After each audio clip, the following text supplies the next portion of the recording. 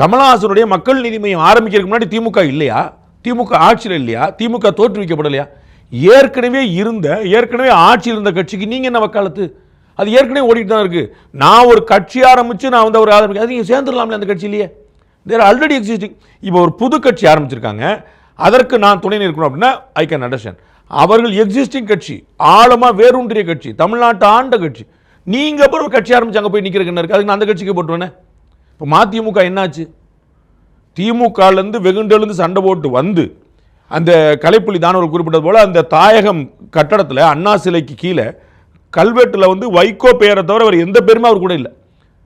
தாயகம் துறப்புல அன்னைக்கு அங்கே கீழே இருந்த ஒரு பேர் கூட அவர் கூட இல்லை. கடைசியாக இருந்த மல்லை சேத்தியாக வெளியே வந்தாச்சு. மல்லை சேத்தியா அன்னைக்கு ஜூனியர், கல்வெட்டில் இஃப் ஐம் நாட் ராங், எனக்கு அந்த பேரில் அன்னைக்கு கிடையாது, அவர் தான் ஜூனியர் மோஸ்ட். இப்போ அவரும் வெளியே வந்துட்டார். அப்போ அந்த இதுதான் இப்போ நான் சொன்ன கமலஹாசன் கட்சியில் சேர்ந்தவங்க எத்தனை, வெளியில் போனவங்க எத்தனை? நான் வந்து ஏதோ வன்மத்தில் பேசுகிறேன், மற்றவங்க யாரோ உள்நோக்கத்தில் பேசுகிறாங்க, பாஜக விமர்சிக்குது, அவர்கள் கூட இருந்தவர்கள் எங்கன்னு கேட்குறேன். அப்போ இவர் சொல்கிற ஜனநாயக பாதை சரிதானான்னு கேட்குறேன். ஆட்சியில் ஏற்கனவே இருந்த திமுக நீங்கள் ரிமோட் கையில் கொடுக்க வேண்டிய அவசியம், ரிமோட் கையில் ஏற்கனவே இருந்ததே.